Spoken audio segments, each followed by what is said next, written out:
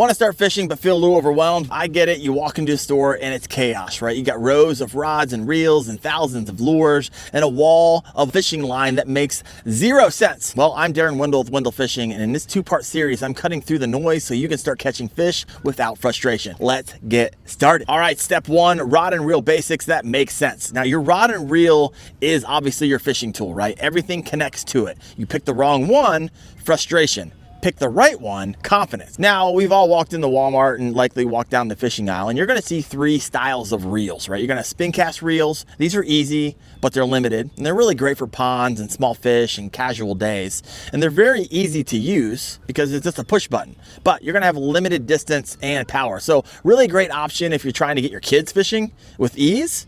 In fact, these are the setups my girls caught their first fish on. So not bad, just limited. Next, you're gonna have your spinning reels right here. This is the smart beginner choice. The reels hang underneath the rod, you flip the bail open, and you cast, and then you close the bail and you start reeling it in. Now, it sounds a little bit tricky, but it becomes second nature really fast. And why spinning combos are the best for beginners? Because it casts farther than Spincast, it handles light to medium lures, it's great for bluegill, trout, bass, crappie, and it can grow with you as your skills grow. Yes, even veteran anglers still use spinning gear. I have been fishing for 40 years and I still carry these with me all the time. All right, so next up you got Baitcaster reels, these right here. Now, I would save these for later, right? You got your Baitcaster sit on top of the rod and the spool spins during the cast. And that spinning spool gives you better accuracy, more power, more control with heavier lures. And that's why experienced bass anglers love them. But here's the catch. If the spool spins faster then line is leaving the reel, you get a backlash, right? And that bird's nest mess requires thumb control to manage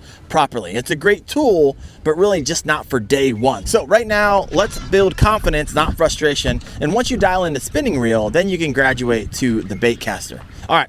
Next up, let's talk about something you're gonna see when you go to buy a fishing rod. You're gonna have rod action and rod power. Now I'm gonna share with you why this matters, because not all rods are the same. If you walk into Walmart and pick up a rod, you're gonna see printed right on the blank, right there, if you guys can see that, action and power. Right? It's going to be in just about every single one of them. And those two words are going to tell you how that rod is going to behave. And if you ignore them, you can easily buy the wrong tool. So let's break it down really simple. Action is where the rod bends, right? Fast bends mostly at the tip. It's more sensitive, quicker hook sets. Then you got moderate, it's gonna bend deeper down the rod. It's a little bit more forgiving. Now power is gonna be a little different. Power is how strong the rod is when fighting a fish, right? You got light for smaller fish, lighter line. Medium is gonna be more balanced. That medium heavy is gonna be for bigger fish and heavier lures. But for beginners, you're gonna want moderate fast or a fast action. It gives you that sensitivity without being too stiff. And what you're gonna be looking for is usually a medium power. Strong enough for bass, but not overpowering for smaller species. This is gonna allow you to throw multiple lure types, which we will get to in a moment. So remember, the rod is the tool and you want to match the tool to the job, and fishing feels easy. Get the wrong tool and it'll be a challenge and likely frustrating for you. So my beginner rod recommendation, if you're standing in the fishing aisle trying to decide, here's what I would tell you. You're looking for a 6'6" to 7'2" length, medium power, fast action spinning combo, right? That's the sweet spot. And the reason it is because it's long enough to cast well from shore or a kayak and short enough to still feel controlled. That medium power gives you that versatility, and that fast action gives you sensitivity and solid hook sets. A 7-foot spinning rod is widely considered one of the best all-around lengths for beginners because it balances casting distance and control. Here's one you can find at Wally World. It's a Mock Smash. I own it. It's a spinning combo and it fits right into this category. Solid, balanced, beginner friendly, but still something you won't outgrow in a month. All right, fishing line.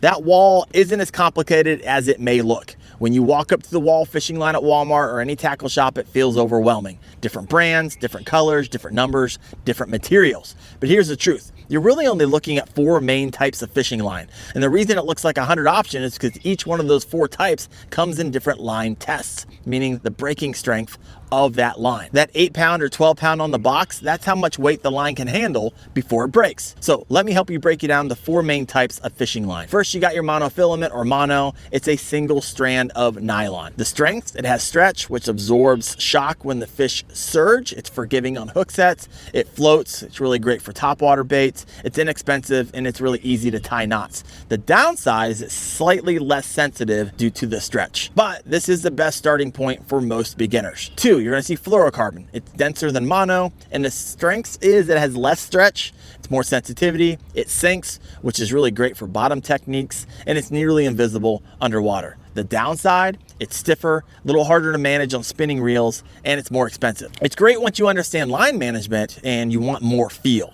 And then you're gonna see braided line. It's made from woven fibers. The strength, it's extremely strong for its diameter. It's very thin, no stretch, so you're gonna get maximum sensitivity, and it casts really far. The downside, it's visible in clear water, right? It can dig into itself on the spool, and it's got zero stretch, which means you can rip hooks out of fish's mouth if you're not careful. And it can cause issues if you get your lure stuck because it doesn't break like mono or fluoro will. It's an incredible tool, just not always beginner friendly unless paired maybe with a leader. And then you're gonna see Copolymer. This is a blend of materials designed to combine the strength of mono and fluoro. So the strengths, it's less stretch than mono, it's more manageable than fluoro, and it's got a good abrasion resistance. The downside, it's slightly more expensive than mono, and it's not as common everywhere. So it's a solid middle ground option. So what should you do as a beginner? I would keep it simple. I start with an 8-pound monofilament. It casts easy, it's forgiving, it handles multiple species, it lets you learn without fighting your gear, because fishing line is your direct connection to the fish. You don't need 50 options. You need one good choice that builds confidence, because simple beats complicated every time. Now let's talk about the other aisle that makes beginners want to turn around and walk away, right? It's the wall of hooks. You got tiny hooks, you got huge hooks, you got different shapes, you got different brands, you got different numbers. It looks ridiculous at first, I get it. But just like fishing line, it's not as complicated as it may seem. So most of what you're seeing are just different sizes and styles designed for different techniques, right? Now, the first confusing part is hook sizes. They feel backwards, because here's how it works. A size 6 is a small hook, and as you move to size 4 and size 2 and size 1, hooks get bigger, and then it switches to aught sizes. There's no 0 size hook, and then it moves to 1-aught, which is bigger than 1, then a 2-aught, which is bigger than 1-aught, then 3, and then 5-aught, and they keep getting bigger all the way up to like 20-aught.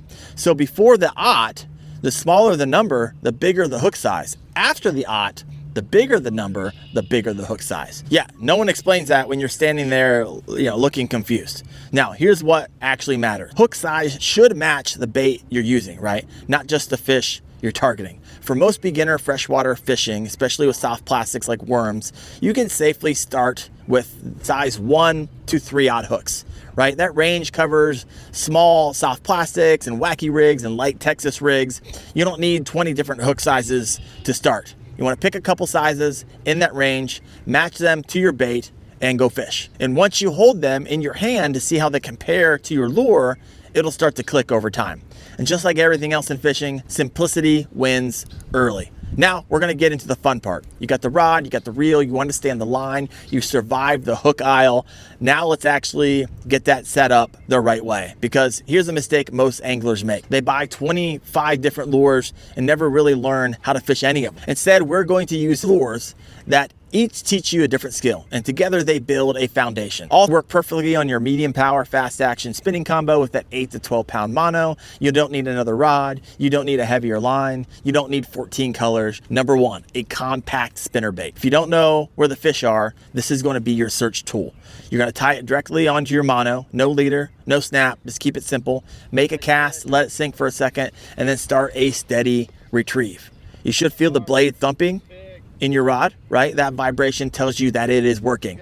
You're gonna fish that around shorelines and weed edges and laydowns and docks and anywhere fish might ambush prey. And what this lure teaches you is confidence, right? You're actively fishing, how to cover water efficiently, what a reaction bite feels like, how fish position around cover. Most spinnerbait bites aren't subtle, right? The rod loads up, you set the hook, it builds confidence fast, and confidence keeps beginners fishing. All right, the second lure I want to share with you is the wacky worm, right? This is bite detection and patience. So we're going to slow things down a little bit. You want to take a 5-inch stick worm, right? Hook it right through the middle with a 1-aught or a 2-aught hook, octopus hook. You can use a wacky rig tool with rubber rings to ensure that you don't lose too many worms. You just cast it out, let it fall on slack line. And this is the bait where beginners usually grow. You're not always going to feel the bite. Sometimes you're going to see it, right? So you're going to want to watch your line closely. If it jumps, if it moves sideways, if it stops falling too soon, that's likely a fish. And the thing about a wacky worm, there's no need for a crazy hook set, right?